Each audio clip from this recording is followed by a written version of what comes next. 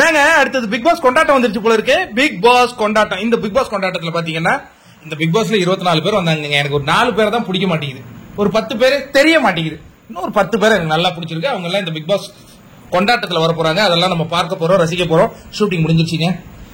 இங்க வந்து இப்ப 3 கேங் தான். ஒன்னு வந்து கோவா கேங், அவங்க வந்து வைப் பண்ணிட்டு இருக்காங்க. அப்புறம் இன்னொரு கேங் இருக்கு, சோஃபா கேங். அவங்க வைப் பண்ண மாட்டாங்க, பேசிக்கிட்டே இருப்பாங்க, கருத்துக்களா பேசுவாங்க, ரொம்ப நல்லவர்கள் அவங்க. அதுக்கடுத்து வேற என்ன கேங், ஜாலி கேங் ஒன்னு இருக்கு.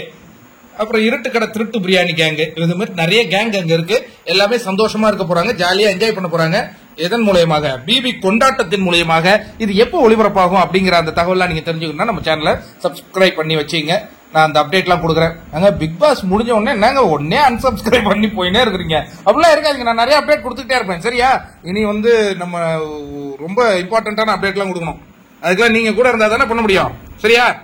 இந்த வீடியோ உங்களுக்கு பிடிச்சா லைக் பண்ணுங்க, ஷேர் பண்ணுங்க. மீண்டும் ஒரு அற்புதமான வீடியோல சந்திக்க போறேன். இன்னைக்கு என்னங்க ரொம்ப பயங்கர நெருக்கடியா இருக்கு, பாத்தீங்களா இல்லையா? டிராபிக் எல்லாம் 3 நாள் தொடர்ந்து இதுவும் கல்யாண நாள் தானே. என்னையும் பல பேர் கூப்பிட்டுருக்காங்க. யார் யாருக்கெல்லாம் போக முடியுமோ போயிட்டு கல்யாண சாப்பாடை சாப்பிட போறேன் 3 நாள்.